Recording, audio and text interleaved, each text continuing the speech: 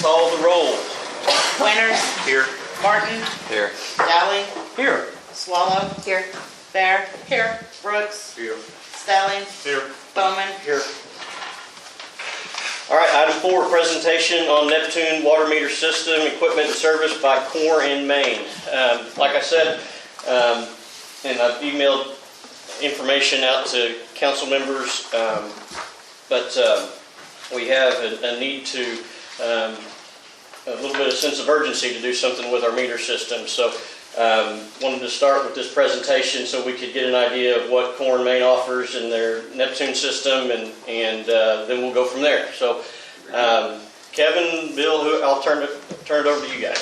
I'm just going to introduce myself. I'm the sales rep for this area for Alva. And if something goes wrong, I'm the guy that you're going to come to. So what I'm going to do is introduce, this is Stacy Cherryton, Kevin. Notice they have the same last name, husband and wife. And Stacy's pretty much our IT person. So if you have any questions about the software and things like that, Kevin is going to do the presentation.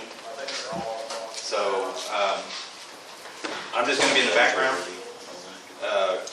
Core in Maine, Oklahoma City is pretty much going to handle the pricing and stuff like that, so that would be on my end. But we'll let them do the presentation, and we'll kind of go from there. Thank you. Thank you, Bill. Yeah, so as he said, my name's Kevin Sherrington, and Stacy, yes, she's my wife, not my sister, and she handles all of our support for you guys. So Core Maine is a full turnkey distributor, so we've handled the Neptune line for over 30 years. They've been in business for over 125. We've been in business since 1928, so that's a great marriage, good relationship. We've had them forever. And so just with that, full turnkey means, you know, we can do anything. So we do installation, financing, consulting, anything that you need as far as waterworks, we take care of that. So Bill is your territory manager. He's through every week. He brings, drops off services, picks up services, takes orders, anything that you need. We'll jump in the pit with you if we need to. So we're just that kind of, we like relationships with our customers, and that's what we built our business on. Core in Maine as a whole, we're the largest waterworks distributor in the U.S. We're very fortunate. We're made up of mom and pop, mom and pop, mom and pop. That's just how we've grown our business. We have over 300 plus stores in the U.S. Last year we did, during all this pandemic, messed up stuff, we're $5 billion in annual revenue. So we have half the U.S. market as far as AMR and AMI. So that paired with Neptune helps us achieve that goal. We have so we're central, right? What we cover is Oklahoma, Texas. We have 23 stores in Texas, 2 in Oklahoma City, and Owasso. We're stocking distributor. We carry the products that you have. So your Alva is our customer. We carry your setters, your pipe, everything that you need for your system. Everybody's different, and we try to cater to that. So when you're looking at a system, what we try to do, we tailor fit the system to fit your needs. Alva's needs are different from the city of Tulsa, correct? So what we want to do is customize that. It's going to fit what is best for you guys. The Neptune system is a full hybrid. It is forward and reverse compatible. There are no stranded assets. There's no programming to the system. Everything is set up AMI or AMR or cellular. Everything works together, forward and reverse. Drive-by, we can do drive-by on the outskirts where it's not cost-effective to put a collector. We can put a cellular unit out there if it's on a plant meter, things of that nature that you need to read every hour. So very versatile in the system. So it's just a great fit for us. We have cities in towns and small districts. We have 30-meter systems and 300,000 meter systems. So this depends on what your need is, and we work to help you with that. So you want to have a good, reliable system. You want to measure every drop that you have, get all the revenue that you're collecting, and you want it, it's going to be cost effective and help you through the future and grow with you as you grow. So that's what we're here for. So we have a national metering group. That's all we do with our group is help you with systems, metering. We support the salesmen and our customers. These are just some of the AMIs that we have close to you. Right here in this area, we have over 200 plus systems in the state of Oklahoma. Shawnee, Jinx, Durant, Bristow, Spencer, all different sizes. Some are single A, one collector, one are 19 collectors. So it just depends on what you need and what your fit is. And we can fit you and help you with any of these. Is that an exclusive list or is that just a sample? That's just a sample list. So we've got, as I said, everything around Tulsa. We have Tulsa, Broken Arrow, Wasso, Bixby, Jinx, all those customers. These are just some, I've got these on here, just they're good prime guys, all different sizes. Spencer's got 3 collectors, Stigler's got 1 collector, Durant has 11, they only needed about 7, but they wanted a lot of redundancy. Shawnee, they've got 12,000 meters and we did it with 6 collectors. So it just depends on your topography, the way you're laid out, but we try to adjust it to do what's most cost effective for you. Bristow. So you want your system makes you money.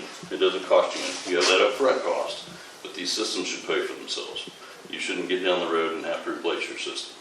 When you buy a system, you should keep it the life of the product. So, great example is Jinx. They had 50% water loss, which is horrible, absolutely horrible. But now they're making $1.2 million a year in extra revenue since they replaced their meters. They have 10,000 meters, 6 collectors. That's from the finance manager. That's in 1 year. So they're going to pay for their system in 3 years or less. Looking at Hooker had 50%, you know where they are, 50% increase in revenue. Durant, we're in our first year, they're at the 3rd quarter, 750,000. So these systems make you money. The Mach 10, the Mach 10 is a ultrasonic, no moving part meter, reads down to a tenth and even to 1/100th of a gallon. So it's a mist or spray of water. Drum right's another example, 180K. So you just have to look at, these systems do pay for themselves. It's how much will they make you, not how much is it costing you. We are proudly a Neptune distributor, have been, as I said, for over 30 years. They're proudly made in the USA. We're proud of that fact. No one else is. No meter manufacturer out there that made in the USA is Neptune. So we're proud of that. I hope you guys would be too. They're in Tallahassee, Alabama. They've been there for many years. They've been making meters since 1892, 125 plus years in service. Anything that you see today, Neptune had a hand in as far as technology and metering. So we're proud of that. They have a 300,000 square foot facility, as I said, they're in Tallahassee, Alabama. They have their own test lab. They're constantly innovating. They're on the cutting edge of technology. So everything that you see today, made, manufactured by Neptune. So that meter is molded, the brass is poured, the boards are made, put together, the radio, everything's tested and made and manufactured there. No third parties. Everybody else is a third party as far as metering. On that ultrasonics, no moving parts, any type of that technology. They also maintain and make their own equipment and software. So 0 third parties, that's what we like. We don't have finger pointing. It's easy to support you, take care of you. So when we're looking at meter, you're measuring your water out there, and then we're reading it by drive-by, fixed base, or cellular. It's transferring from the cloud into the software. So it's a cloud-based software. But we don't care how we're gathering it. It's all, what's important is that we get that data to you accurately and when you want it. That's the goal. As I said, Neptune's architecture, everything works together. Forward and reverse compatible. There are no limits to what's going on with it. So drive-by, cellular, fixed base, anything that you need. No programming to the meter. It doesn't care what you're reading it. It's sending out its messages and its information to you. So that's where we like their architecture and the way they make that. So as I said, no programming. How it's doing that, AMI, every 7.5 minutes, 1 full watt of power is put out. Every 10 to 14 seconds, 100 milliwatts is sent out. So with that, it's ready to go. As I said, it doesn't care. So if we have AMI, you've got on the outskirts you want to drive by, you can just drive by and gather those reads.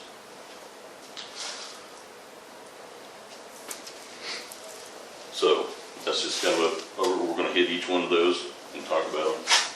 But first you want to talk about your meter. And that's where we start. So a better meter does matter. There's a lot of meters out there. There are only a few major companies that make a good water meter and have been in business for years. Neptune is that one. Neptune is number one for a reason. So we like that meter. It's an ultrasonic meter. It's very accurate. Our meter revenue, our sales is 80% no moving part, about 20% moving parts. So the industry has shifted. We make 5 3/4 all the way up to 12 inch. So you can have no moving parts throughout your system, main lines, and then all of the residential 1, 2, 3, whatever you might need. So 1 meter will replace 2 meters. So right now you have large compounds. That's gathering low flows and high flows where we work and play. And then we have turbine meters that are on our main lines, manufacturing, things of that nature. This meter will do the job of both. So when we're looking at the residential, we're down to 1/10 of a gallon. We've tested it down to 1/100th of a gallon. Testing accurately, it samples 4 times per second. So that's how we get that serious low flow and measure that mist of air. So anything close to that is 1 every 4 seconds on any competitor. So Neptune's mastered that. They watched what everybody did and then made their own. So this is, as I said, made and manufactured by Neptune. Fully submersible for the life of the product. Fully potted, lead-free brass. The brass on there is lifetime warranty. So you're always going to get that replaced if anything happens to the brass.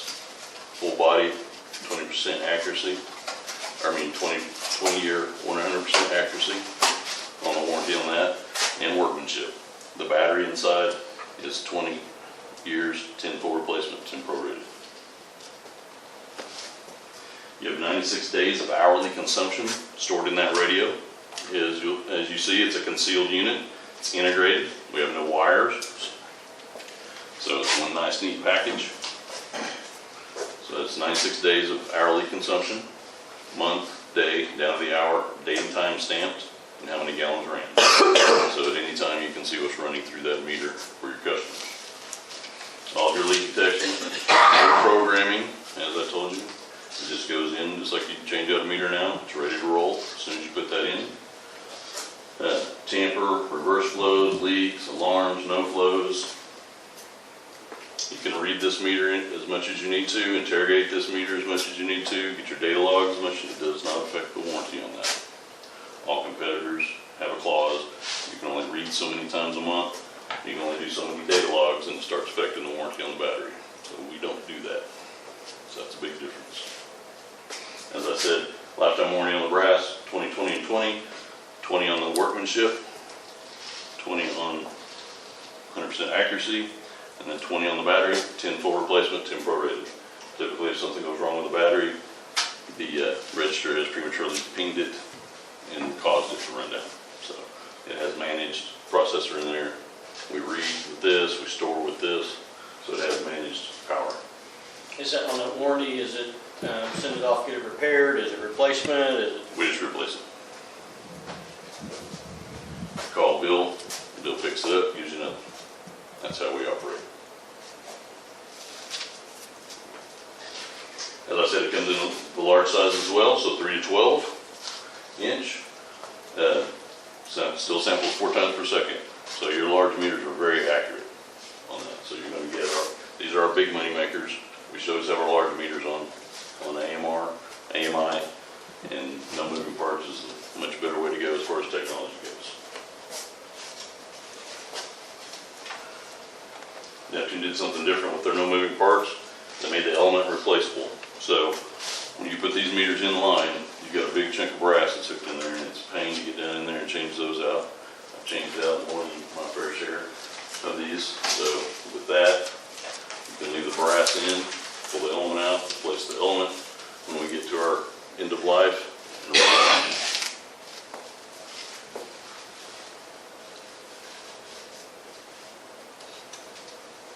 So any questions on the meters themselves?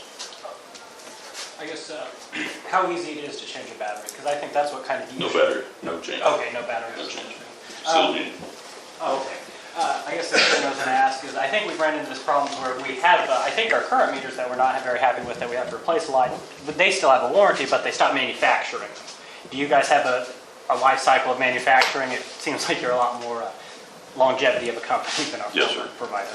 Yeah, so, yeah, Neptune's not going anywhere at all. So we've had them 30 years. Oh, wait. They've been manufacturing since 1892. Fair enough. And is that how long, 30 years you've been manufacturing this style? No, this one, they started manufacturing this meter back probably 7 years ago, when we had to hit no moving part market started. So, as you'll notice though, on the no moving parts, they have brass. All other companies are plastic because in 2014, everybody had to go lead free. Neptune has their own foundry, so they pour their own. In 2001, California law, they changed their manufacturing to no moving parts, or no lead, so. One thing about this meter I wanted to point out, you notice that it's integrated. A lot of, some of the systems you'll see, the radios up here, meters down here, got a wire. Gopher cuts that wire, the meter and the radio are not talking to each other. The only thing we put is we put an antenna. It is a metal braided coax wire. If a Gopher happens to chew through that, They're not going to chew through that. yeah, but you're still going to get your reading because your radio's here. We put the antenna on there to get the signal out of the can. Because the more it bounces around in there, the weaker it gets. Yeah, so this is your antenna. So if you had 18-inch boxes, plastic lids, then you would probably be fine. But what we want to do is get that optimal range. It's like an AMI, fixed base, with a collector. You want to make sure and get that out of the box. So is that going to be an additional expense No, for us? that comes Because- with that. Well, because we don't have plastic boxes. Well, no, that's not what I said. If you had the perfect environment, you wouldn't have to use the external antenna. We recommend using the external antenna. Because we don't have perfect The environment. ground, does. the ground is not Nobody perfect does. environment. With flooded pits, Yeah, all right. Oklahoma has rough, so it automatically comes with the meter. They're 6 foot long. It's a small puck. It's about 1/8 of an inch. Fits right on top of the lid. Our installers, they'll drill holes, metal or plastic. If you got lids there's AMR lids, just whatever you're budgeted for or whatever your plan is, we adapt to that. You should already have holes in your lids, I would assume, if you've got certain. No, everything's under the lid. Everything's. They're yellow radios, they're not like. The antennas are, That answers. the radios are. That answers a lot of questions. But anyway, so with that, Tulsa has probably 30,000 of those things downtown being ran over every day by trucks. And so they're traffic rated. They asked me if they're cattle rated for those field taps and that kind of deal. But so yes, they're very tough. And again, it's a metal braid. It's not like the normal communication wire that can get chewed up. Things of that nature. And so you plan on manufacturing those for another 20 years, probably? At least, yes, sir.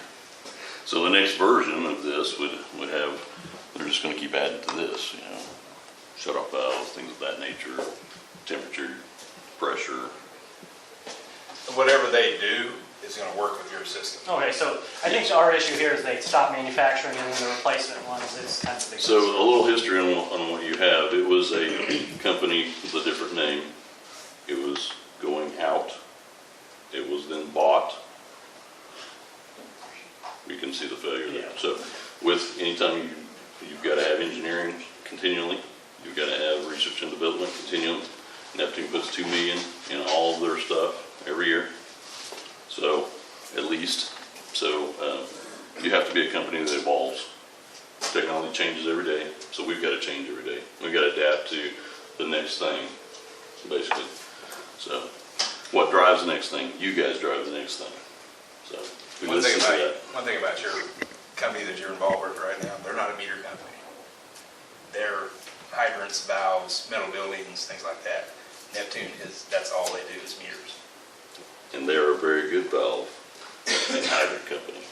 They should have stuck to that. Yeah. So, but anyway, I know Greg said something enough about about that. coming down the road about backflow preventers, possibly the government required or something, so would it just be an add-on just to the line? Well, so your setters have fully check valves in them, should. So those are part of in the services part. You don't need it in your meter. You can add it to the meter. You don't need it. He's talking about like, in our box, how we go about the customer side, Mhm. not with the resetters in. We were just talking about potentially adding, check valves on each side without putting resetters in, which we'd have to go all to 3/4 if I remember right. The thing about Alva is you guys are 5/8 by half. And most meters now are 5/8 by 3/4. So meaning 3/4 thread by 5/8 hole. Mhm. So the issue here is how are we going to adapt to that? You're asking the question about the check valves. Yeah, from what all indications are, next year, of course, I've been hearing about this for a while, but I get I can signals. see that easily. Yeah, I see that. I mean, I get signals from my customers who go to these meetings, and that's what they're saying. So, in essence, what we do is your setter, which is a meter riser, brings the meter up, has a check valve on the customer side. You can buy it that way. You can also buy them without. But at this point right now, it sounds like it's coming where Where it's going to be required. yeah, we're going to be doing away with the setters that don't have check valves. And that's about all we're going to be selling is setters that have check valves. It's the easiest way, other than digging the can up and putting an inline check valve, where you can just put a setter in, it already has a check valve on it. Yes, there will be room in there to add, or however the configuration is. We want to do that the most cost-effective way for you, though, of course. So whatever the best way to do that is, add those in. The resetters. Yeah, that would probably be the best. Set you up for the future. So back to Taylor's question. So let's say we buy these, and 10 years, it's the meter is changed, and it's a different style or whatever, or not maybe style, but a newer model of it. And we have one that's still under warranty and needs You'll get the replaced. new one. They just straight across, the new one is what's replaced. Absolutely. So we have customers that have this, and they may have a separate radio, because you can use this meter with different systems if you needed to. Lawton uses this meter throughout their system. So that it's a standalone. So if you've got a standalone, we've got a customer that's got the standalone with the wire going to separate. When he orders, he gets the full package and changes over. So you get the newer model of whatever they have. They're not going to fix that or give you an old meter, anything Okay. like that. Because that's what the current company is doing. That's why we can't get replacement, because they won't give us the That's new not one. normal operation. Okay. I mean, you guys, that's what I hate. You know, it's kind of like retraining someone after they've already learned something. Yeah. And you're doing the same thing, but when it's easier to train them new, that's not the way it's supposed to be. When you buy this system, you have it for life. On replacement meters, they carry the same warranty, or does the warranty, No, the warranty will start over. it'll start over? Yes, when you get a new meter, then it starts again. At that, yes. Yeah. And we don't, that's what we like about it. It's less than 1% with Neptune. That's a big deal. You're talking about, this meter and how many we sell. We put in blanket orders for 10,000 every three months, 120 days. So many meters we sell. That's just in this area, not across the country. We're stocking distributors. We move inventory, so we buy a lot of meters. So we try to keep what we can right now. There's restraints on deliveries and things of that nature, and parts and clips and silly stuff that holds things up. But we're still doing pretty good right at the moment. You said failure rate's 1%? Less than 1%. And we've got Tulsa, Broken Arrow, Bixby, Enid, You're surrounded by Shawnee. Neptune. You're surrounded by Neptune. Durant. That's just your bigger ones. So, we did the Durant project. We did it in less than a year. 12, almost. It was 10,000 plus meters, and we had 6 meters out of that, and that's probably from being banged around or whatever during the install. So when we install, the guys, you have a software that you can look at, you can follow them through the whole process. As the install, you can see where they are in your city, what route they're in, the percent that's done, if they've had to pass anything, they had a problem at the pit. You can monitor that all the way through. That keeps us from having a big punch list at the end. So they take pictures before, during, and after, and they replace the meter, drill the hole, put that in, get GPS coordinates on that, go down the road. And you retain that information for over a year. So if we have to go back and look at a meter or have a customer question, any of those, they have that for you. Every meter that comes from Neptune is tested. No one else does that. They test one of every batch, which could be 500 to 1,000. Neptune tests every single meter. It goes through their process. So you can see the small, medium, and high flow.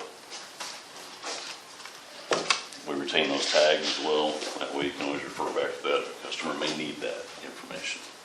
So everything's transparent. We want to be transparent about everything. And I encourage you to call references. On the antennas? Yes, Are sir. they gonna hang outside the can then? They On don't the ground or where? They mount, correct. Can't believe I didn't bring one in. I've got one I can show you. It's just a puck. It's metal. Encased, polymer, sits right on, it's about 1/8 of an inch tall. Sits right on top of the box. If they hit that, they're hitting your box. I've actually seen them cut in half and they're still reading. There's not something that'll get sucked up in a log over there. No. No, it's got a nut on the bottom, so it's got a, what is it, two and a quarter hole that it goes through. It's got a net that secures it to the top of that lid. If you get somebody's vandalizing property or something, and they grab that, are they gonna yank, are they gonna? They can't get it out. They can't get it out. It's secured to the lid. All right. Yeah. So if they hit that, they're gonna tear your box too as well. So you should have a pit price, on your pit, so kind of discourage that. Most cities will give them one freebie, and then after that, they'll charge. Well, I'm thinking if we got kids out vandalizing stuff, Yeah, they know there's an expensive You item. can't pick it up. Yeah, you can't touch it. Well, I know Stillwater, when they did theirs, It's secured. they replaced everything inside, including the pit. And they actually have their lids are custom made, says keep out property of City of Stillwater, and they lock them. And they put a valve on the customer side outside the pit. This is what you shut off with. You cannot get in here. So, just saying that. I mean, I'm not saying that Alva's going to do that. That's up to you. But that's what they did. Everybody operates independently on those kind of things. And in the reporting, in the software, there's a tamper report, so you can run a report and see if any wires have been cut, or if anything's going on with that meter, and then you can send someone out to take a look and see. Yeah, it has auto recognition, so it knows whether the antenna is plugged in or not.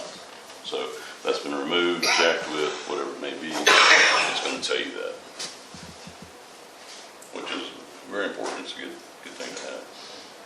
So if one of our customers ends up with a water leak and they don't realize it, but we'll get a report saying that there's a water leak detected for this house. Yes. And we'll go over all of that. Okay. Yeah, we're There's going lots to of go through it. reporting. That's the actual important part, it's all Yeah. the technology. That's what you're buying with these systems. You're buying the technology that makes you proactive now instead of reactive with all of the reports and anything that you want. Look at that. There's one report in there, so she won't have to cover it. This is on the Mach 10. So when the battery starts, if it does start getting low, at 10%, that's approximately a year out, it will flag that and send that report to you and say, my battery's getting low, look at replacement. So then just go dead. And then you can always get a read off the register. The register operates independently from the meter itself, so we can always get a read out. Plus, we've got our history of the reads all the way through. If you're AMI, we're getting that read every hour, so we're always going to have current information. A little bit, I probably didn't explain that. AMI is automated meter infrastructure, which you probably already know that, but that's where we have a tower. All the meters go to the tower, go through the cloud, right into your software. And then AMR is just different of collection.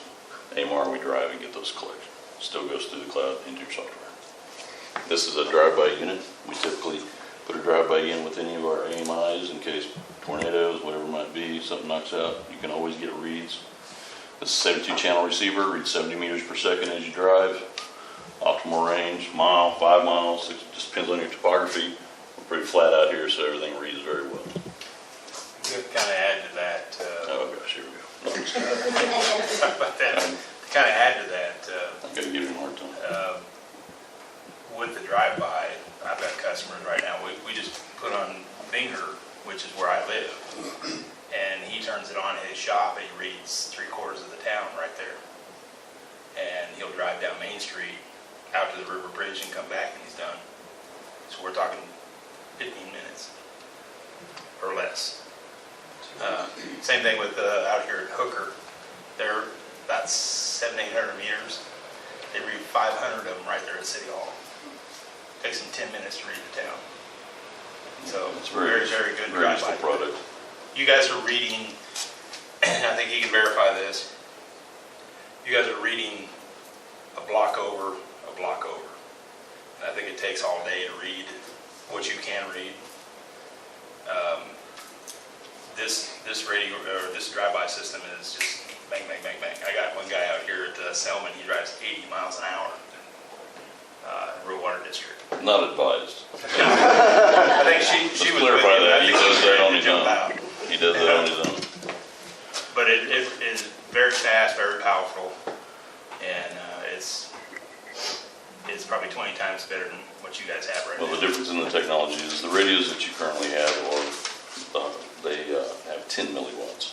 So these are sending out 100 milliwatts. So 10 times the power and distance. That's why. So. What else? Did I leave anything out on the meter? Maybe not. I'm sorry. The equipment, again, the collectors, we put them on any of your city-owned properties. Collectors down level, it's about a 2x2 box. Coax runs up to the top of your tower, put an 8-foot antenna on there, and you're ready to roll. So, we haven't done a prop study, we're right in the middle of that. We wanted to provide you that information, but I didn't have those back yet, so it takes about 3 to 4 weeks. So, I'll get with Drake as soon as we get that back, and so you guys can review those. He'll pass it out to you, I'm sure. Kevin, Drake was wanting to know if you would explain a little bit about the collectors, what they do, how they do their thing. Absolutely. So the collectors, what they're doing is collecting all the reads. So we'll put the collectors up, we look at your city-owned structures. Typically water towers are the best. Any other, communication towers you may have, tall buildings, things of that nature. They're power or solar, whatever you may need. Backhaul is cellular or Ethernet. So they'll read up to 10, 20,000 meters at a time. So they collect that every hour and send it back to you. So the meter is actually sending out every 7.5 minutes. So it's going to the collector every 7.5 minutes. The collector gathers that. It checks that read 15 minutes prior, then 12 hours prior to make sure it's got the most accurate information. Somebody disturbs that communication, truck, throw a metal plate over it, whatever it may be. It keeps pinging. It'll tell you critical. I'm not getting a read off this meter for some reason. Go check it out. But when that's removed, then it brings all that back and updates everything. So you always have the most current read coming out of that. And then she'll show you all those things. So your customer page, you can take that information, shoot it an email while you're talking to them, and communicate all that information to that customer. So great customer service. That's what you want. Makes you reliable, gives your city integrity and confidence.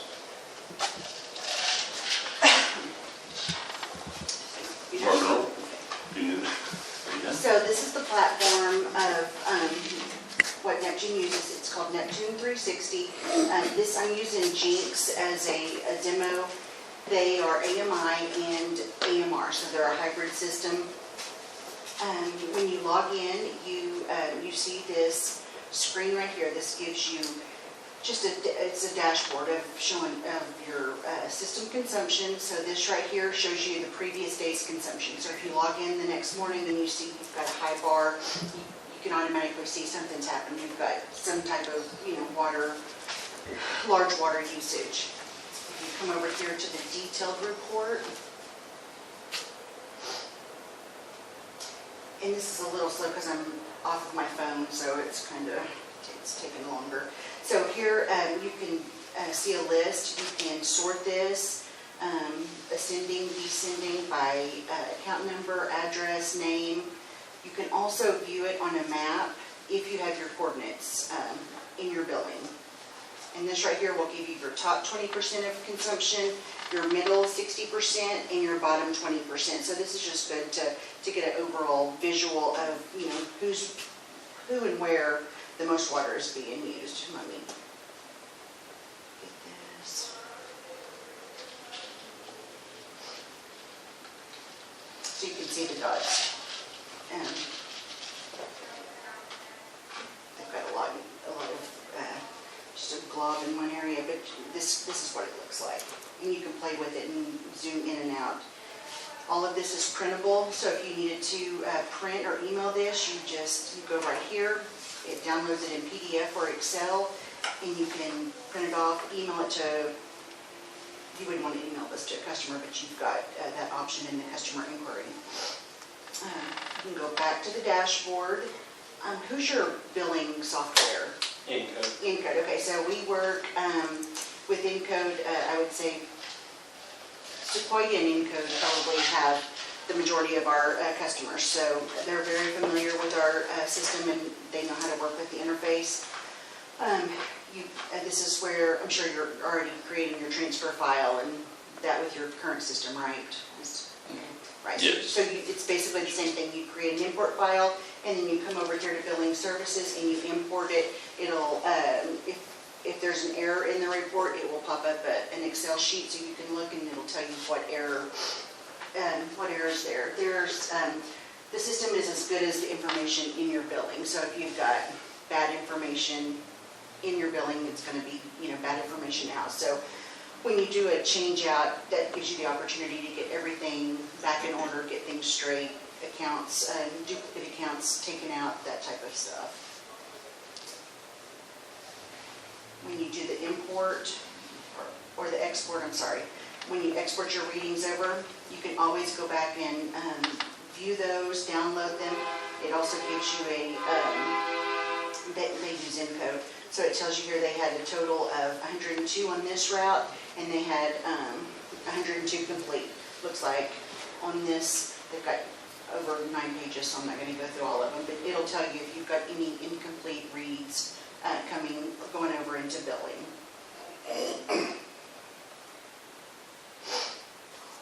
On the customer inquiry side, let's see.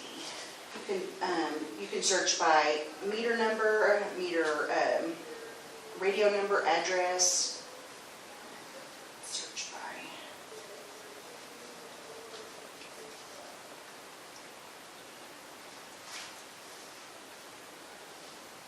I've heard of this one right here. So because they are AMI, you can see here that their last read was at 11:14 a.m. It gives you all the account details, the street address, the last read, when it was read, the radio number, the serial number, size, shows you if it's active or inactive. If this is in your file, the install date. And then here's what you see when you look at a customer's account. This gives 2 years worth of data, so you can go back 2 years. I'm going to click on this month, so right now we only have, just a few days in, but you can see here's their daily view. So it looks like on Saturday, they probably, it was the holiday weekend, had a lot going on. You can click on that and it gives you down to the hour usage. So you can see here, they use 6.2 gallons, 1.5. I'm going to say something, they've got a leak here. And if I want to verify that, I can come here and see these colors right here. This shows that they've got continuous flow going through their meter. So at all times, water's going through. This gives you an alert. They've also got intermittent flow. So at some point, it was flowing continuously through the meter. Then it went down to an intermittent status, stayed at that status for part of the day, and then the remaining, it went back to continuous flow. And you can look at this in graph view or list view. So you've got it here in list view, and you can also print this in PDF or Excel. There's also a feature here, if you have customers that are snowbirds, they go away for the winter to Florida, or you've got habitual turnoffs, you can go in here and set up a soft disconnect, and you set up a date range. So if it was a snowbird, they leave in January and they return in May, you can go set those parameters up, and then you can run a report to make sure no water's spilling through their meter. Same thing with disconnects. The deal is you just have to, know your end date for those disconnects. And some utilities, they just have habitual ones, so they just keep them on soft disconnect at all times, so they can run the report after, after they are shut off. So back to the dashboard. This gives you your top 10 accounts by consumption, so you can see who's your top 10. You always, you rarely want to see a customer or a residence on here. It needs to be your businesses because they're going to be your most, the customers that use the most water. But residential, there's a big problem. This right here gives you a snapshot of, you've got this, Jinx has 561 accounts that have continuous consumption. So you can click on this number. It takes you, gives you a report. You can do a map view. Looks like, all the maps look about the same. Gives you a map view, or it gives you a list view. These are all, you can print them. You can set your table up. If you didn't want to see how many days that it had been at critical consumption, you could take that off, but that's pretty important. But maybe you didn't want to see the meter size, you could take that away. But so like this account right here, they've had critical continuous usage for 215 days. So I don't know, I don't think they go out and tell everyone that they have a leak, but you could, if if that's what you, I do have some utilities that they read, they're my AMR, they read every week to see who's got leaks, and they go down. So they have a gateway down, and we know about this. This is something on their end, something with they've got, how many on a siren pole? Their siren, it's all down on this pole, so everything's down. So sirens, gateway, no electricity, and they're aware of it. But this gives you a report to let you know what's down, what's on its way going down, like it's in critical status, and then what's actually functioning properly. Anytime you see this number in these boxes, you can hit that, and that's going to tell you that they've got, 5 that are functioning, how many MIUs that the gateways have picked up in the last 24 hours. So this right here, I think you said they're 10,000, Jinx is 10,000. You can see here that they've got a lot of repeats, so, which is good. That means that if something happens, when if their collector goes down like that one did, there's probably another collector picking up a lot of these repeats. Yeah, so we build in redundancy. We want to make sure that you don't have blank areas, things of that nature. So a lot of redundancy, but it assigns to its primary collector and is sent in. But we do have redundancy, so if one goes down, it will. And like this map here, you've got these problem child, you can send someone out with that, and it'll breadcrumb, show your truck. So you can send someone out there early to know your system. She sends me out all the time to help her look at stuff, and we're implementing systems to look at stuff, and I don't know where I'm going. You can click on each one, it'll give you the address and who they are, that kind of deal. So very user-friendly on that. And then, I lost my train of thought. I was going to say something else.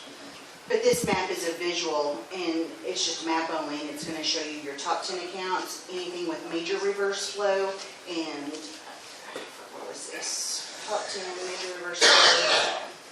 Oh, and continuous consumption.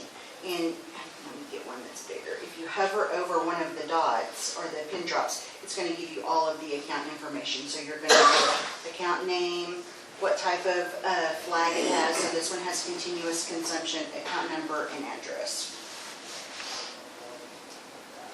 We also have a function, it's called groups, and what this does, let's say you wanted to take everything on the college campus and group it all together because you wanted to track their water usage, you could set up a group for them, and you could run reports, get their all of their consumption on the dashboard up here.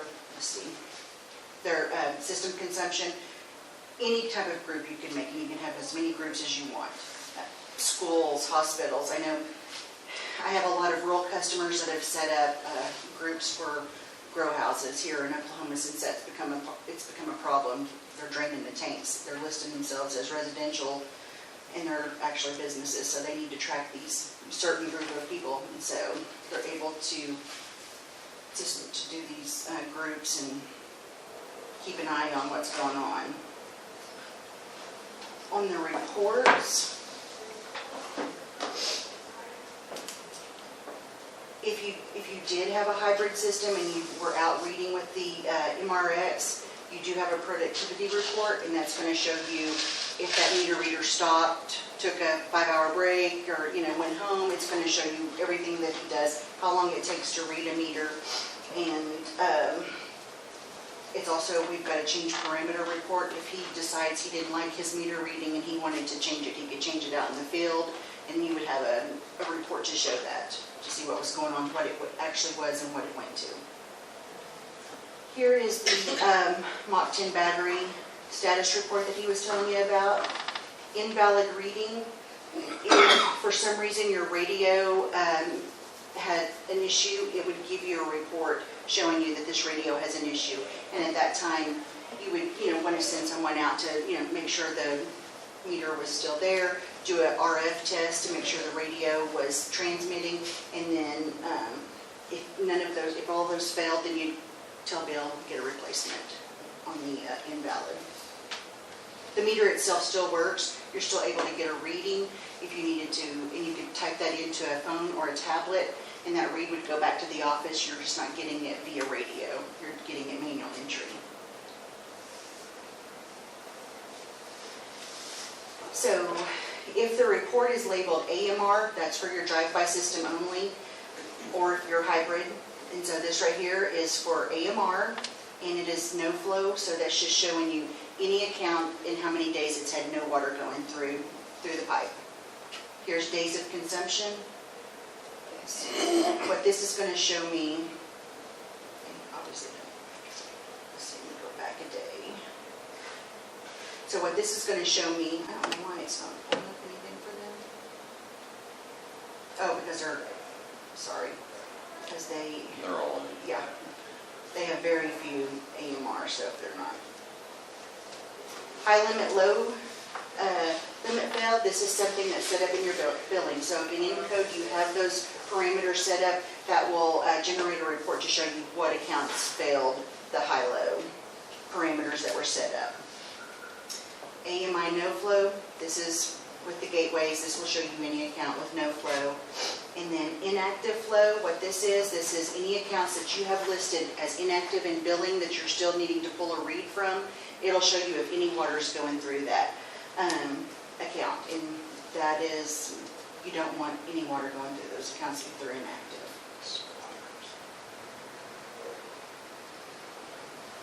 Okay, so here's days of consumption. It's AMI. Well, this will show.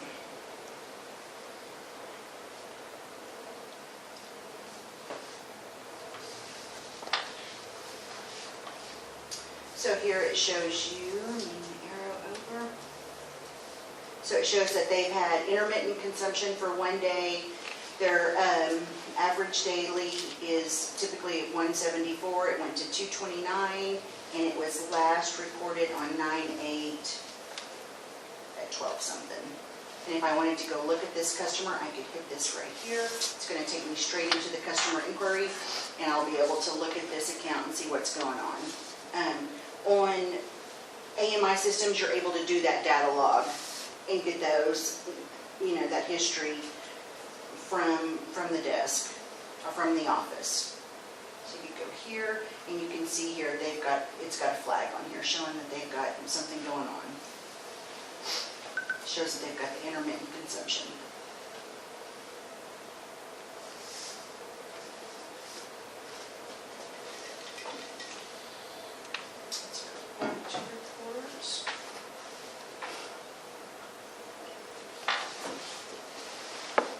There's the soft disconnect report that I was telling you about if you set that up. Here's your tamper report where you can see anything that has a tamper flag. Let's see if they've got any cut. And the tamper flags will also be reverse flow because someone could take out their meter and turn it backwards and trying to steal water that way. So that's going to show up as on the tamper report.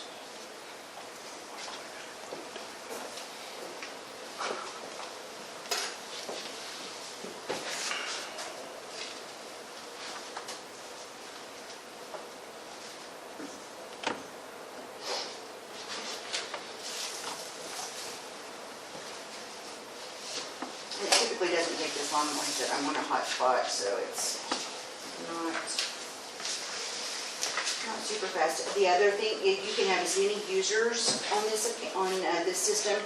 If there was a snowstorm and you couldn't come to the office, you're able to log in anywhere that you have internet access. So Yeah, you can access your system and look at it from anywhere at any time with this, as long as you're a user.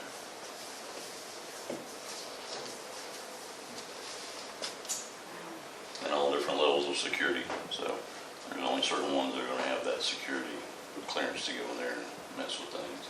And with that, Neptune has 4 layers of security implemented as far as that goes. The cloud, it's Amazon Cloud. They have a company that continually tries to hack the system at all times. And then again, if they do hack the system, well, they're going to get some numbers. You know, there's none of your personal customer information is in that meter.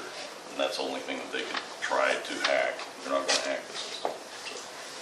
So this is the reverse flow report, and I know you had asked about, backflow. This shows you that they've had minor reverse flow, but with the Mach 10 meters, they register a spray of water. So sometimes, even though it's registering minor reverse flow, like I said, it's a spray, because you want to explain how that. It's fluctuation. We have thermal contraction and expansion in our lines now. We elevate our water tanks, things of that nature. There's fluctuation in there. It measures that, so it might be 0.01. That's 100th of a gallon. And some people get hung up on that. It's the major reverse flow that you want to keep your eye out on. That little 0.01 is not something. It's not going to affect billing. The only time it would affect billing is if you put a brand new meter in there, and it was at 0, and you had a little bit of that fluctuation. It could roll it backwards. So that's why we always encourage you, once you install a new meter, run a couple of gallons of water just to get it past that, because again, these are so sensitive and they measure so accurately. It'll turn that backwards, and it's a billing nightmare. Your bill's crazy, But You have that easily, where it looks like it rolls easily over. fixable. So when we install the meters, the installers automatically clear the line, so they'll just hit the tap outside to clear that line of any kind of debris and things of that nature before they hook it back up. So if that happens, typically it's one that they've installed and it's a vacant, and it's sit there and messed around for a month or so, and it starts getting off that. But we're flagged with that. We can see that, and then we know how to fix that as well. So it's caught. And what it does is it gives you crazy consumption, and so you'll see that, and that'll be flagged. I assume that's rare. And so, It's easily fixed. It doesn't go in the building. It doesn't get there or flagged way before we're processing. so this right here is this is a maintenance report on all your endpoints out in the field, and what this is showing is meters that have never been received. And so this is, I'm not real crazy over this report, because Jinx, when we first implemented this, they were doing an install, so we were importing files. So like the Jinx aquarium, this MIU is not a good number. We had just imported the file and it brought everything in. So it's telling me that we've never received it, and that's correct, because it's not a radio meter. So I wish there was a way to go take that out. People have asked Neptune to do that, and it's on their list where you can go in and kind of customize it to your liking, because you really, if you're doing a change out, you don't care about that old stuff. You want to see what's not currently, what's having problems right now. Neptune, everything that comes into the system, it stays there so that they can track it and you can have history. So it's a good thing and bad thing, because sometimes you get overloaded with information. But this is telling you that these are never received, but we could probably go And you click on this and it's gonna show you, they probably had a meter change out, and so that's why it's never been received, or it was a wrong meter number.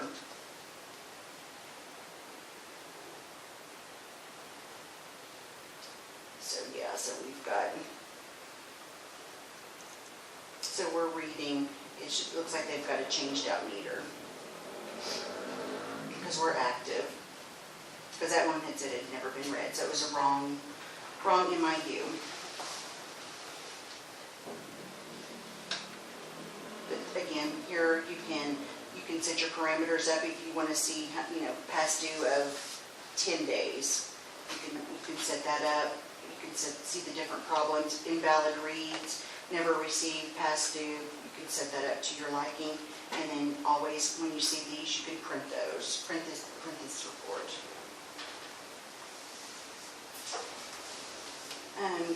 You've got utility management where you can come over here and you can add users, change users, their rights, their admin rights to, if someone leaves, you can take them out of the system so they don't have privileges anymore.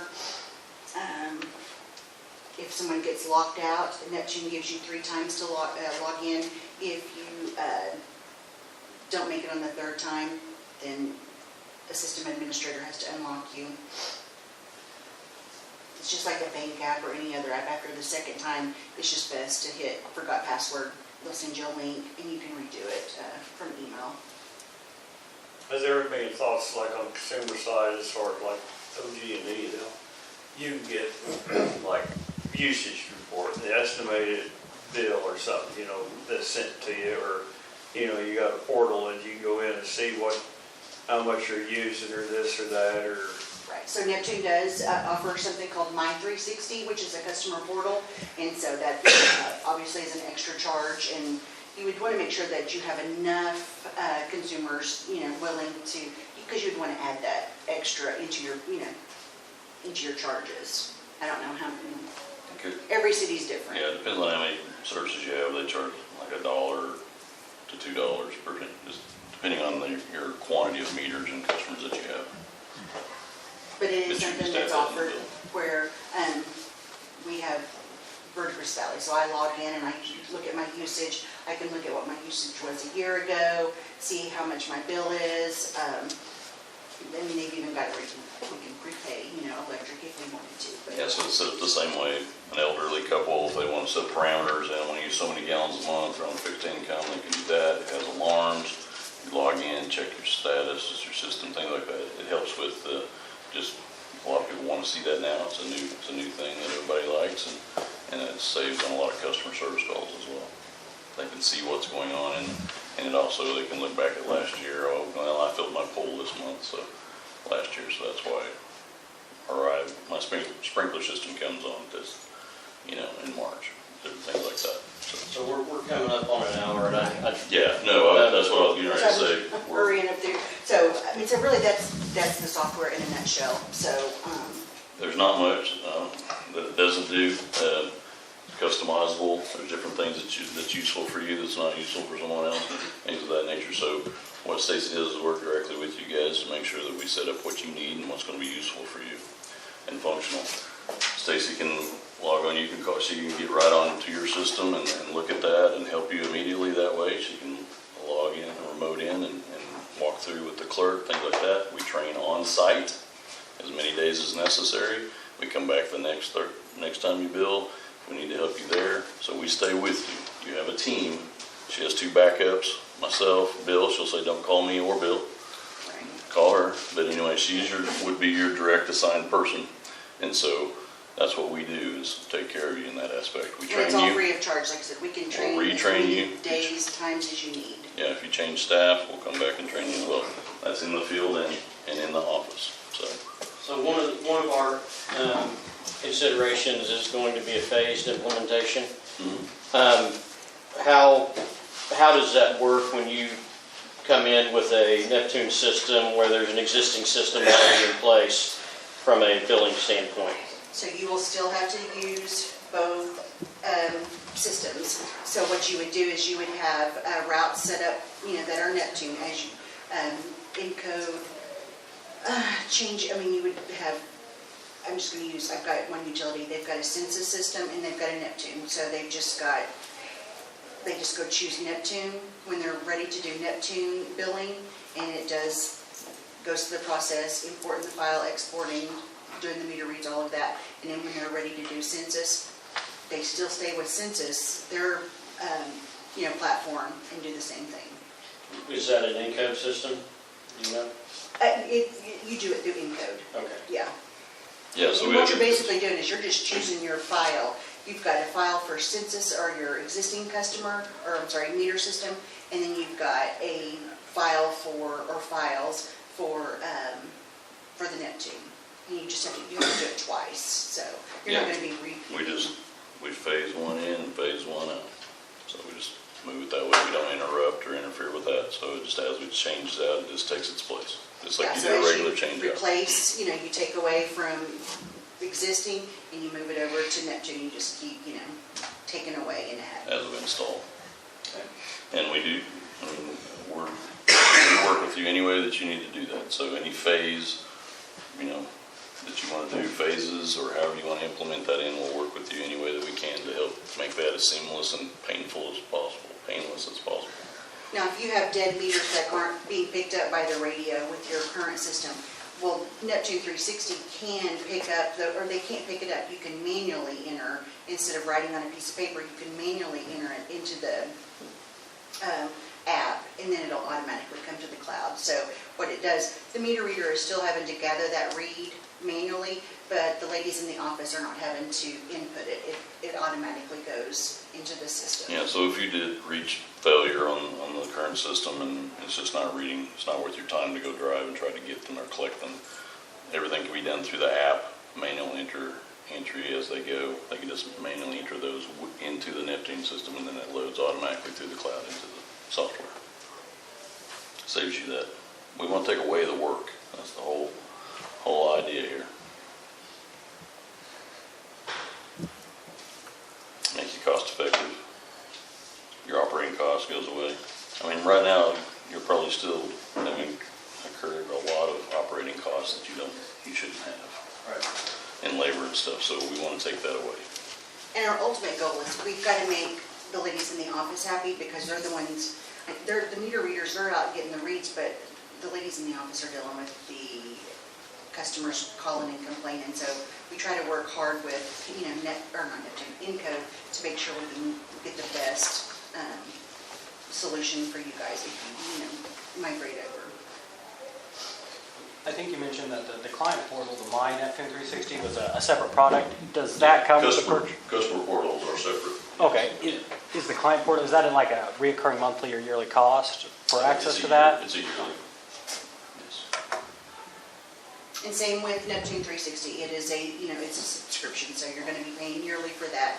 And then as far as any reading equipment, that is the first year's free or under warranty. And then after that, Neptune sends out a maintenance contract, so you can choose to, renew that. And if you do renew it, then what happens is if you're using an MRX and something happens, you send it in and it's covered under warranty. If you don't take that maintenance protection out, you just have to pay for it outright. You just have to weigh it out. Kind of like an extended warranty type Yeah. deal. And that's just on the reading equipment. That's on the equipment. Equipment is optional maintenance. Correct. It just depends on your size, how much equipment you got, how rough your guys are, things of that nature. A lot of times it's just not necessary. But then as far as the hosting part, that's Amazon. We don't have a choice with that. So we have a hosting fee on that. Everything's web-based now, so that's kind of how we had to go. Everybody goes that way now. So that's recurring cost. And it's not bad. How many meters do you guys have? 2,922. 3,000? Roughly 3,000. 3,000? Yeah, so you're talking 4,000 or 5,000 a year. It's 24/7 maintenance, updates, support. So you still have Neptune support. You have us for anything and everything, but you still have Neptune. And with Neptune, we're a tier 1 distributor, so you have a 6-digit ID that you have. Call into support, enter that 6-digit ID, throws you to the top of the priority list. Any other questions? I mean, I'm not gonna kick you out or anything. No, absolutely. But, I just have one. I was gonna, so importing from the Neptune to the billing system, is that just a CSV file relating the terminal customer Yeah, number just to a- the billing? just a So transfer file, yeah. So everything starts in billing and everything ends in billing. We don't do anything that you don't tell us to do.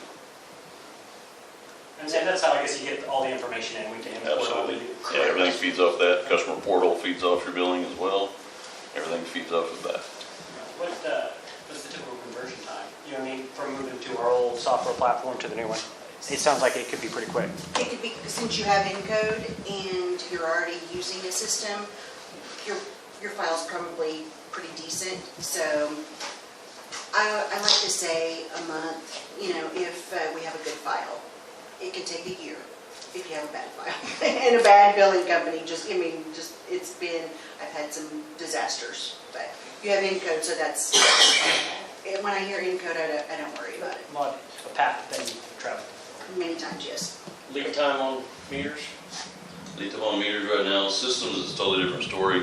If you just need meters ordered, they're telling us March, just to order meters if you order it today and just for stock. But on systems, we move that up and we're trying 90 days to 120 days to get stuff like that. So they do set systems as a priority. So a little different avenue there.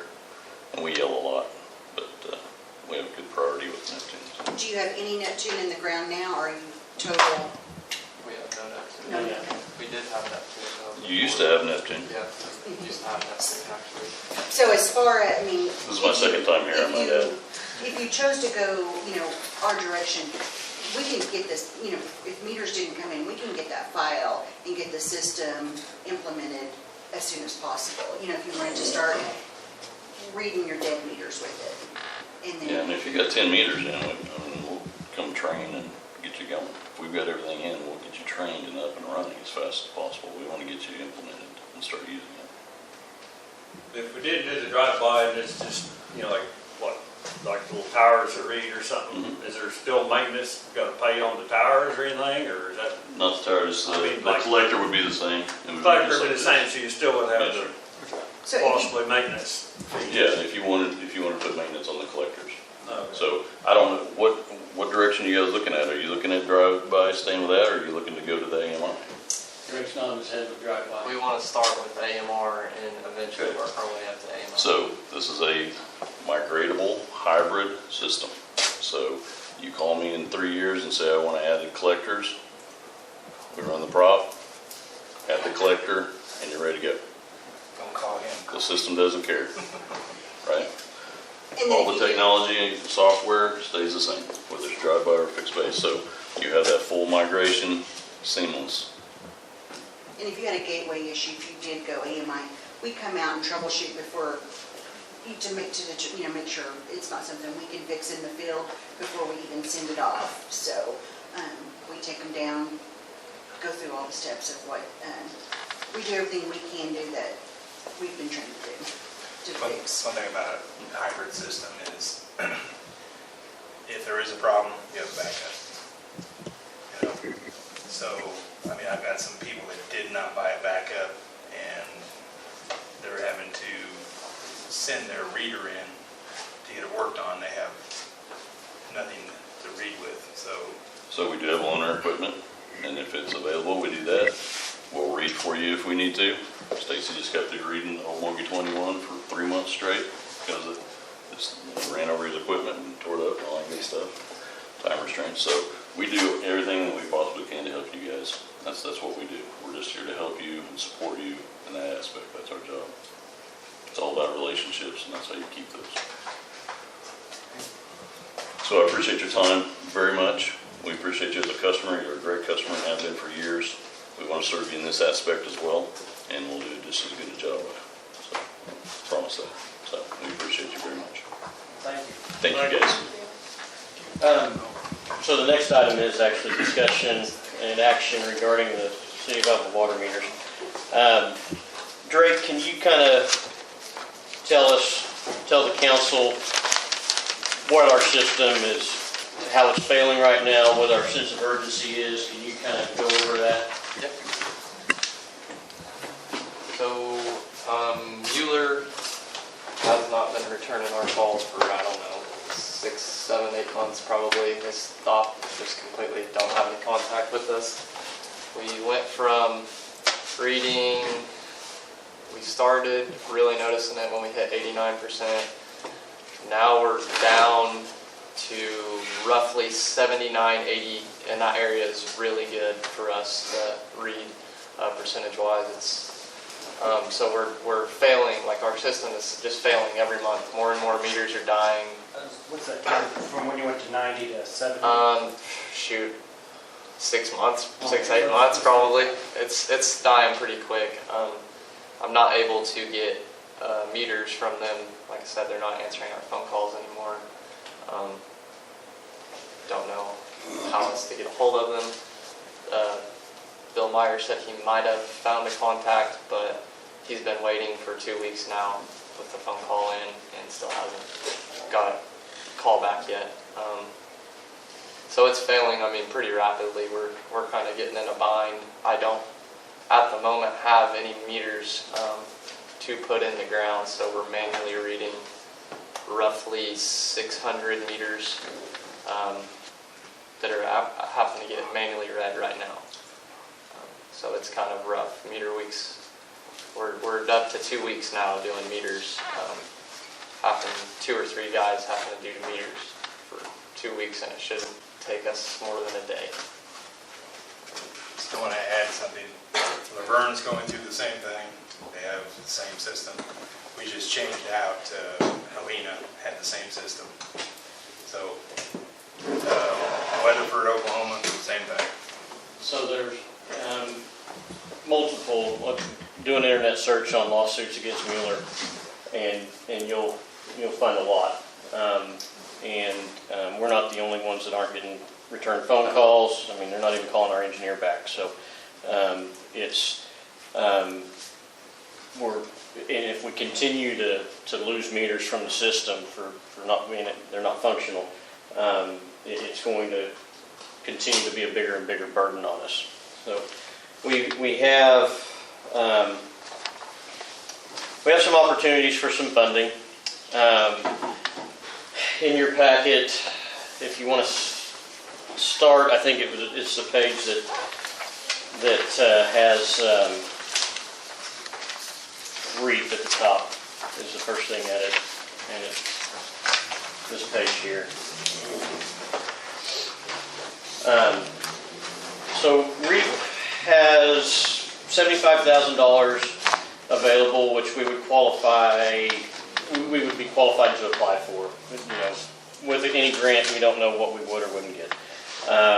But we don't have a match requirement on that $75,000, but if we did have the ability to provide a match, it would score us better in consideration. And it can be used for water meters. We looked at, initially when we spoke with Bill Myers, with our engineer, and with Leroy also, they both felt like CDBG would be an option, but CDBG will not pay for equipment. So meters are considered equipment, so that $600,000 is, we might be able to use it for something else, but not equipment. You drop down to the OWRB and DWSRF. Each one of these, we would be in the neighborhood of a $5,000 option. One of them is a zero match, $500,000. If we get it, and we use it. The other one is a $500,000 loan with a 75% forgiveness, and so we would be responsible for $125,000 out of that $500,000. So potentially, we have access to almost $1.1 million, and at a cost of about $125,000 to the city. The thing is, we would need to phase it as such, because we can't do any of these projects before the money's awarded. So if we're planning to use the grant funds, we have to get the grant and then we can use it. We can't do it in any other order than that. So we do have a need to to get some meters right now in the ground, and just so we can, read our system and get billing data. And so that's our current need. But the reason why, thank you guys for coming up and giving the presentation, we need to probably be ready to spec whatever kind of meter that we're going to get and system that we're going to get, because we're not going to be able to do a total system change right now. We're going to need to, for finances, phase it in, and we don't want to, go out for bid for a partial system and then come on down the road and choose a different system. And so we need to take some time. Don't have a lot of time, but we need to take some time to make sure we're speccing the right system when we move forward. That's the long and short of it. I mean, the idea is that if we can get some meters purchased, get them in the ground, start chipping away at the ones that aren't working, starting with our highest, utilization meters and our customers, and start working that way. That's what we want to do. There's one more company that's high on our list, and that, or another meter brand, and that's Census, right? We're going to work to try and get Census to have a similar, presentation with us. Census is, you guys have majority, and probably Census has the next highest market share in the country, and there's a lot of communities around here use Census as well. So the Drake has some. Tell us what you think. I have preference just because of meter type. Neptune's probably my preference. Census is a close second, but Neptune goes with brass all the way across. That's kind of a big deal for us because we have some meters that are hard to get into places as far as threads, stuff like that. They have a really good warranty as well. That's just kind of been my preference through that. Also, me and Russell kind of went through this a while back ago before he retired, and we sat down and looked at all of them, and we just kind of liked Neptune system better than we liked all the other ones. It was kind of just a thing we went through. So Nobody's recommending Mueller at this time. no. And you guys think that this system would help make your guys' job more cost effective and I think it's going to be work better? A lot more cost effective. I've called around on some of their references. One of our rural water districts out here has Neptune. They love it. They're able to read quickly and very efficiently. They don't have too much of a read time like we do. We were not ever supposed to be reading for 2 weeks in a row. That was never part of the plan. It's going to get worse the longer we let it go. But I think that with Neptune, we're going to save a lot of money. Just stop having to drive around all these different meters all the time. Well, it frees you up to go do other things. Frees me up to get to some other What places. is the cost per meter for Neptune? Bill, what's the cost per meter? System-wise, it's about $280. I guess what was the current ones that we have that we found? For Mueller? Yeah, I thought we had to pay like $100 just to get the replacement warranty for the new one. Yeah, so our replacement cost the last time we got them was like $117 roughly. I don't know. They could have gone up. I don't know what it was. Do you even remember what they cost when you originally purchased them? No, I don't. $690,000 or $700,000, something like that. You're talking about the initial bid, Yeah. $750,000. Okay. Yeah, I was involved in that, so I remember that number. And I've got a page in there for you guys. That was financed. If you'll find that page, it's got all of our utility authority loans on there. It is listed as the 2014B. So it's the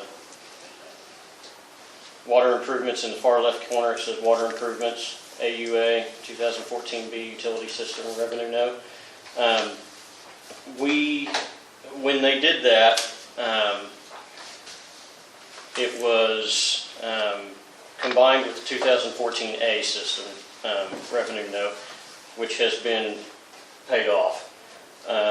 And so they didn't start paying on the water meter note until that was paid off, and so we still owe $670,000 on this Mueller system. We're, of course, not having sought quotes or hard bids or anything like that. We're estimating that the grant funding that we have available probably won't be adequate, but we won't be too far off, I don't think. I mean, in comparison to the total project, but it's going to cost significantly more than it cost us back in 2014, 15, whatever it was. So My guesstimate for a new Neptune system was like $1.5 million is what it was. That's without having all of the quotes and everything. If we went with the census system, it'd probably be comparable. I'm sure it's going to be pretty close. So we will have an opportunity to visit with Jeff Schultz, who is with UTS, which is another company that we work with. We work with Core and Main, we work with UTS, and we don't have a problem with them. But so I mean, I think we've got two options that be worthy of consideration when we look at how we're going to spec out the meters. But I think the biggest thing is what kind of a meter are we going to spec? Are we going to spec out a meter that's got the total brass fittings, or are we going to spec out something with plastic? And if we spec out something with plastic, we're going to get, obviously we're going to get plastic, but whatever, the census can do a brass as well. I'm not sure that they can. They can't? I'm not sure that they can. Jeff didn't sound like he could get that done. So Okay. Well, maybe not. I might have just dreamt that up. But that's the situation. The other two documents you have there, the Word document was put together by Bill Myers or maybe Leroy. Might have been Bill and Leroy together. But it kind of goes through. Now, the one thing I'll point out, it makes the assumption that the CDBG financing or option is available for the meters, but it's not. And so there's that. But you can kind of look through and see some of the information in there. I also have for you the utility authority budget thus far this year through August 31st. And for the water department, we're at, it's at 17%, which is where it should be for 2 months, except that that number, when Jennifer was putting it together, she didn't have payroll in there, so we're missing $100 and some thousand for payroll right there. That puts us well over where we should be for the year with our water department budget. So you guys know, I've tried to keep you guys up to speed on the number of water line breaks that we've had.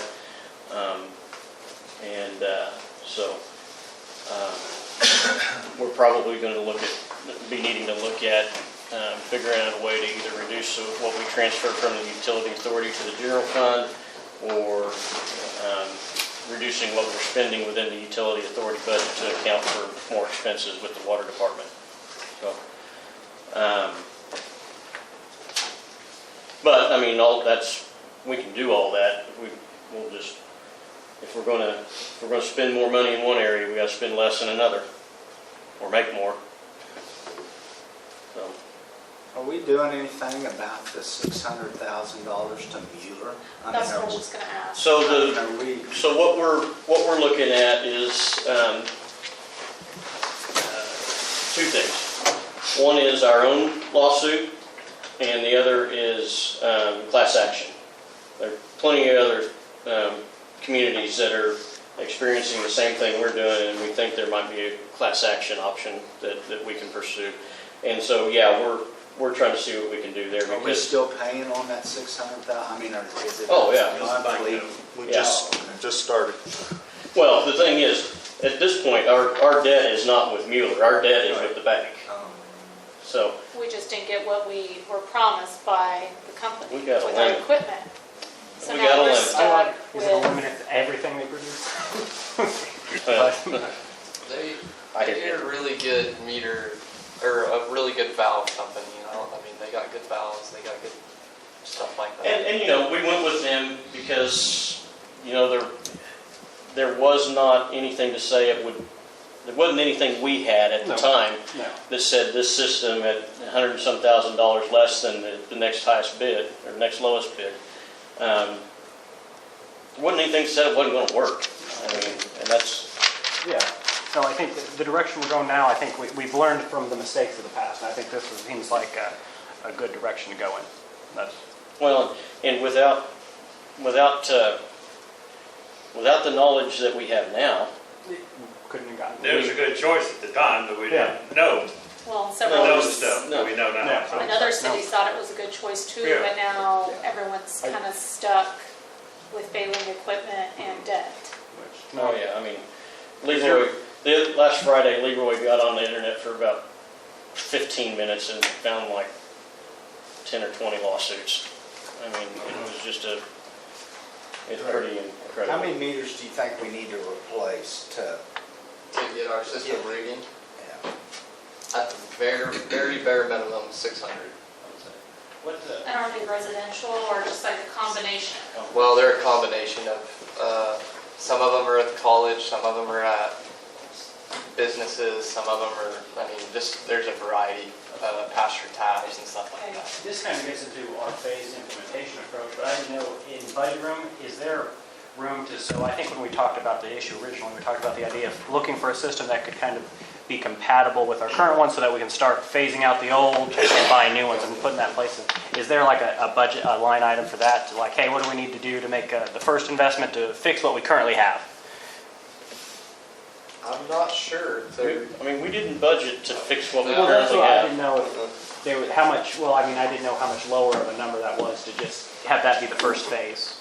I don't know. I don't think it's even an option. I They won't return our phone calls. Well, Yeah. fair enough. I meant to replace our current failing infrastructure with the new one. Yeah, I don't think he Oh. means replace. Yeah. So Okay, I got you. I don't know if that would, I don't think we have a line for that unless we're using capital outlay No. money. I mean, we didn't budget for this.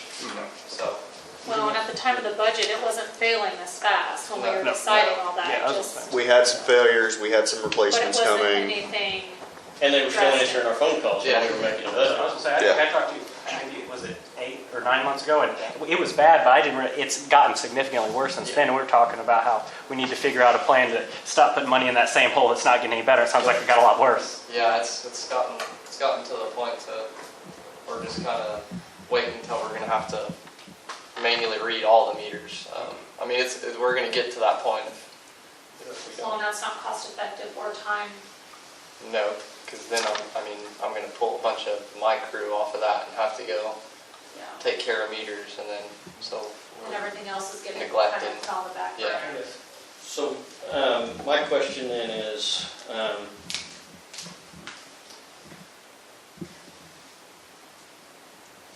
what information do you need to help decide whether we're going to try to cut from our existing budget. Do you want to know what bond, options we have? What do you want to know? That's what Yes. Yeah, the overall Everything. budget. I mean, I think we need all the information we can get to figure out what we need to do. I'd be interested to know, like, if we wanted to just, it seems like the least amount of action we could take is to start replacing the ones that are existing failing, so we don't have to pay for the continued cost of actually going to read them. And I didn't know what that is and what the implementation timeline like that is. So like if we just bought 700 meters to begin to replace what's failing and what could continue to fail over the month, what type of timeline does that work from your department to start installing those and replacing the failing ones? Because that seems like the largest leak in the boat. Installation is going to take us a while. I mean, we're a small crew compared to a lot of other people, and we have water leaks going everywhere.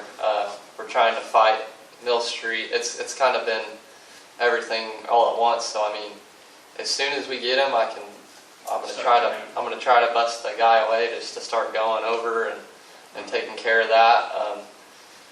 But I mean, installation-wise, it's going to be a while. I just didn't know if this was an implementation where we have to buy meters and then start, they sit and then we replace them as we go, or if it's something we can go 600 at a time for this year and replace what we They need to. talked about the community doing a dual, having two systems and stuff phasing. like that. So it's something we can accommodate then. And it may be a deal where we could work something out with the meter company to have their installation team come in and do, say, that 600-700 meters at a time. I don't know. I haven't really talked about that too much. I've just kind of been in the beginning stages, really. We need to see cost to start with actual firm costs and a per meter cost and an initial implementation cost. You want to see that in the form of a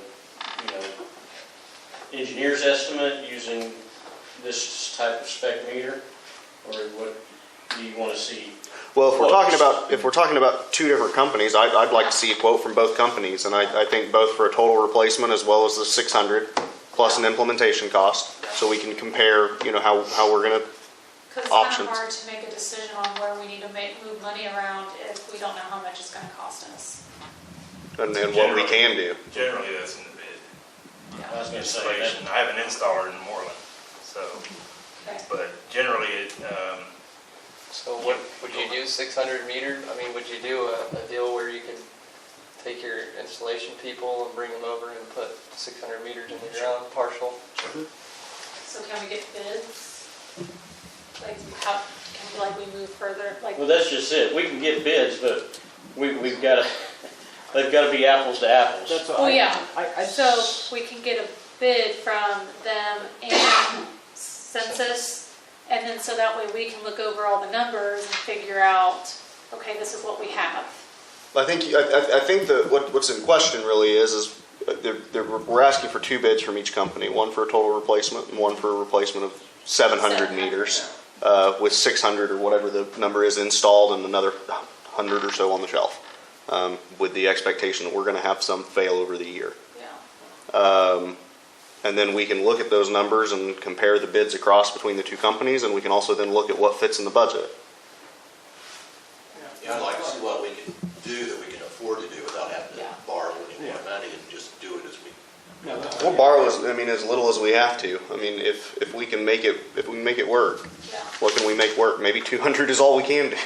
I don't know. But either way, something has to change for the city and for Drake and his team because they can't sustain this way. That's what. Yeah, I think we I'll We're get losing money this way. I'll get our bond counsel to work up what what we're eligible for and what payments might look like and that kind of stuff. I'll get them to do that. I'll get we'll get UTS to shoot us. Here's the thing: until it's a bid, it's just a quote. Okay. So. I mean, and I'm okay with just quotes. I'm okay with that. We just need numbers. I mean, I get that there could be variation between quote and the bid and what we actually end up paying, but we got to have something to start making decisions off of because we don't have anything to go off of. I guess it might be a little easier to take that medicine too if we can compare it to what we're losing. You know what I mean? The amount of time and work you guys have to do driving out there and reading them, Well, because that'll be. It's our water loss too that we're coming into. So I So think- another like feature, I guess, in the newer technology meters, it doesn't matter if you put it in front or backwards. If you have an install that's backwards, it's still going to get your meter reading. Yeah. So you're not going to ever not have the meter reading, and it's not ever going to be a deal to where we have to take something off for a customer because we don't know if they really truly had a leak or not. More accurate, I guess, so our water loss will go down. One thing about bids, you really have to be careful. Yeah. Where you're going with this, as far as bids. Because this is also almost not competitive. You'll end up like Cherokee over here. I'm not going to go into that, but if you do your research on it, you'll end up like Cherokee. If you try to, can we get bids for this? Can we get bids for that? I'm an ex-water superintendent. I used to run the water and sewer department in Anadarko. So, and we deal with bids here. So I kind of had the best of both worlds. I've done what he's done, and I basically with Neptune, I used to buy them, and now I sell them. So as far as the bid is concerned, you know the old saying, less is more and more is less. So if you're going to bid out 600 meters, the least you do, the more it costs.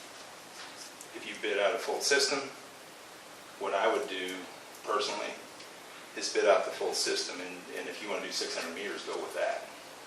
You're going to get a better price if you bid out the whole system. Okay? If you want to buy 600 meters out of that for now, mind you, the way the world works now, lead times are what they are. So if you're going to bid out something, you got a little time to think about this for a minute, Kate. We can get 600 meters now. We can get it put in. Your install price is going to be the install price, whether you're putting in 600 meters or you're putting 3,000. So I can tell you right now, it's $60 a meter to install household. Bigger ones go up from there. So my recommendation to you is don't research 600 meters as opposed to 3,000. Do the 3,000 and go from there. Because like I said, you're going to get a better price. The more you bid out, the better price you get. You were asking about the price per meter. That meter that we have right there, if you buy 1 or 100, the price break is 100. If you buy 1 or 100, it's $320. If you bid it out, you're looking at $280. So, I mean, we can do the math there.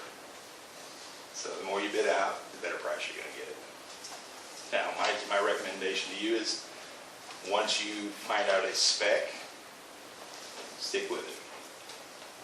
Because I can kind of, how many were here the last time you bought radio read meters?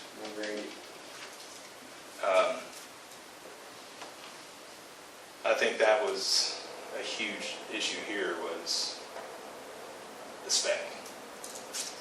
And we didn't stick with it very well. Remembering what I remember about that issue, it came down to price and brass meters. You know, the technology was not so much looked at as much as price and brass meters.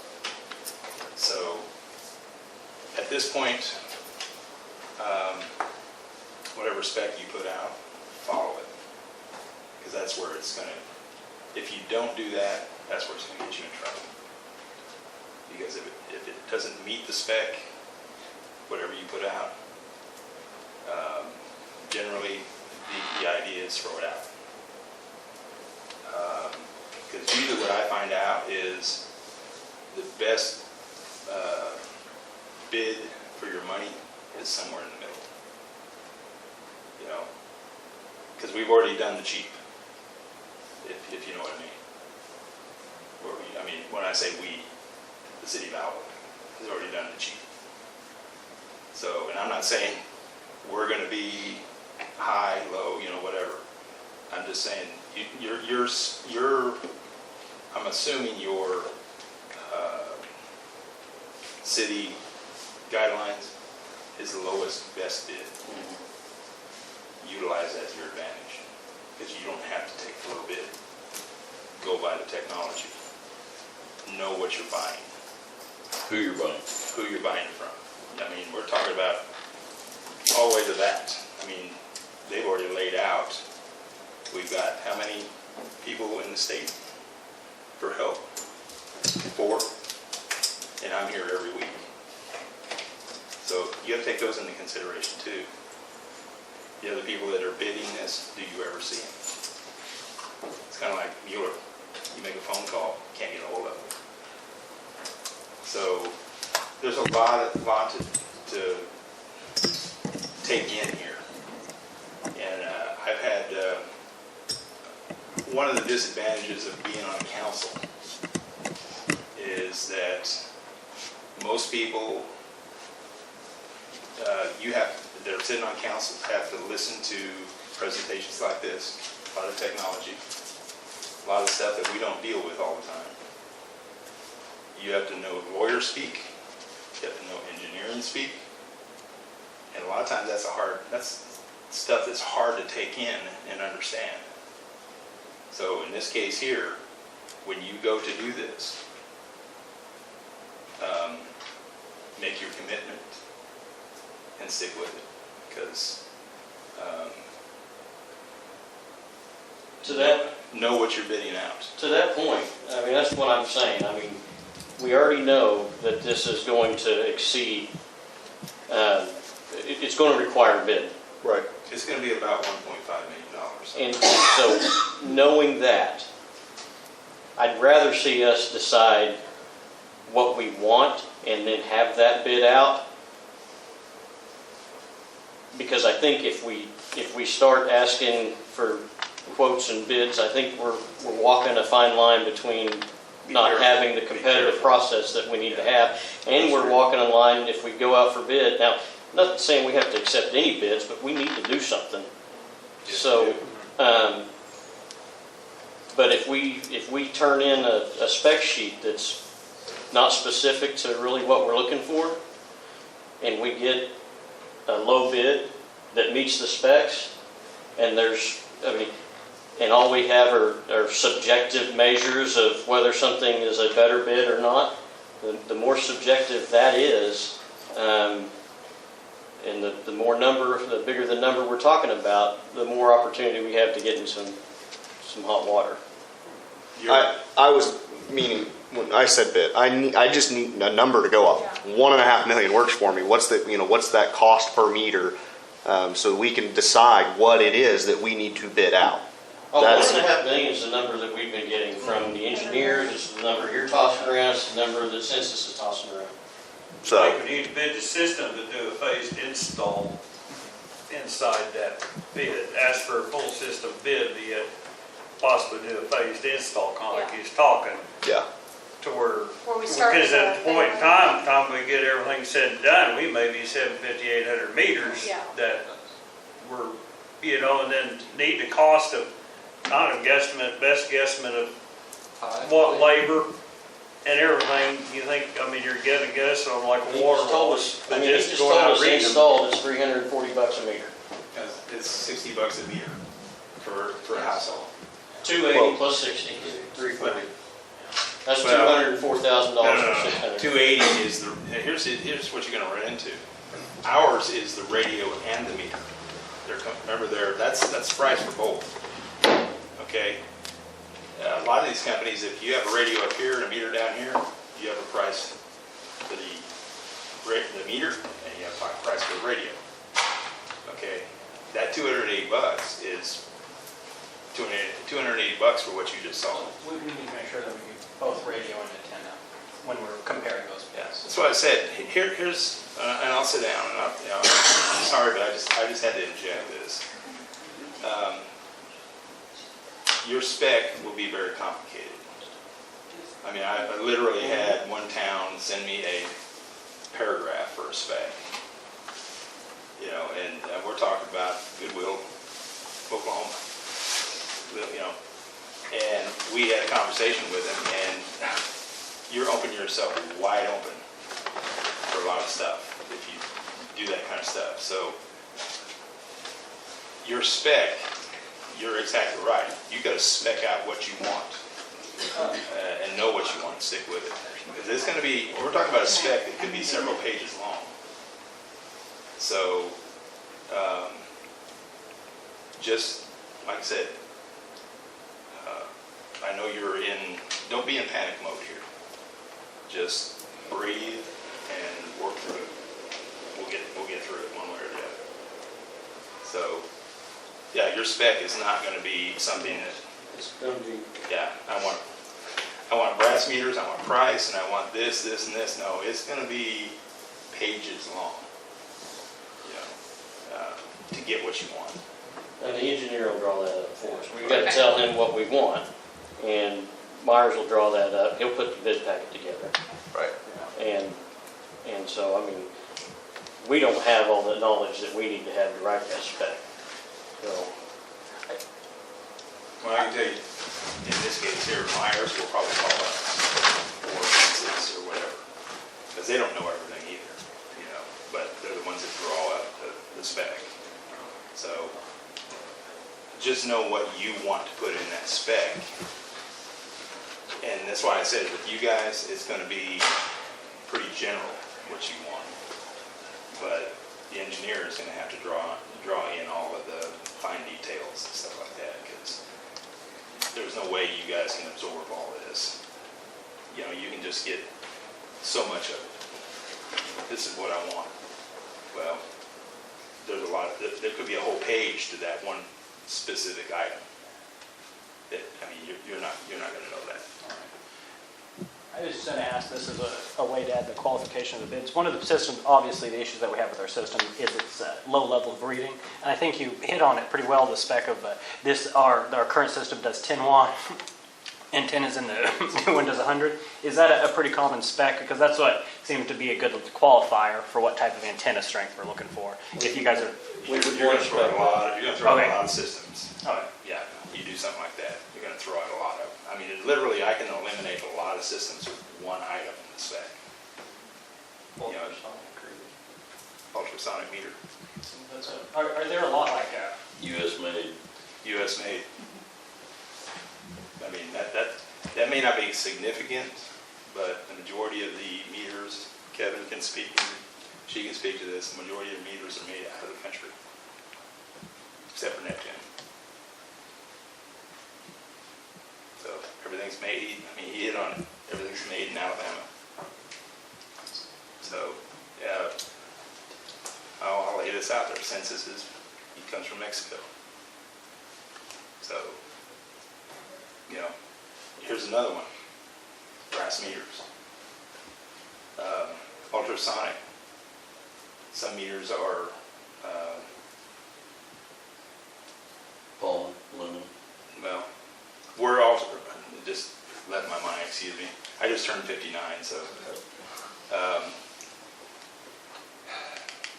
what is a census meter? We're ultrasonic and they're mag meter. You know, big difference. So, I mean, whatever spec you put out there, follow the spec. Because if you don't follow the spec, you're not getting what you want.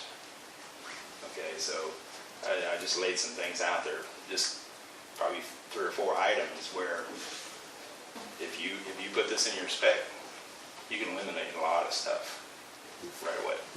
Plastic meters. Do you want a plastic meter? You want a brass meter? If they're bidding, some of these things will do some of the same things, but if you don't want a plastic meter, you put a brass meter in your spec. Are you going to follow that? Is price going to be the only thing that drives this? It can't be, because you've already been there. So, as an ex-operator, I just wanted to lay that out for you guys, because I've been there and done that as a superintendent, standing before the council. So it's his job to guide you in the right direction. It's my job to lay out our case to him and to you. So I just wanted to lay that out there for you. When it comes to being out 600 meters or 3,000, just put out the bid and, go from there. Because I think, look, I can't speak for anybody else. Neptune, Core and Main will work with you. We'll work with you. If you want to put out 3,000 meters, I need 600 right now. We'll do that. We'll do whatever you want to. So, just wanted to. Coming up on 2 hours, we probably better let them go. Well, they haven't told me to shut up. They're being polite. Yes, they are.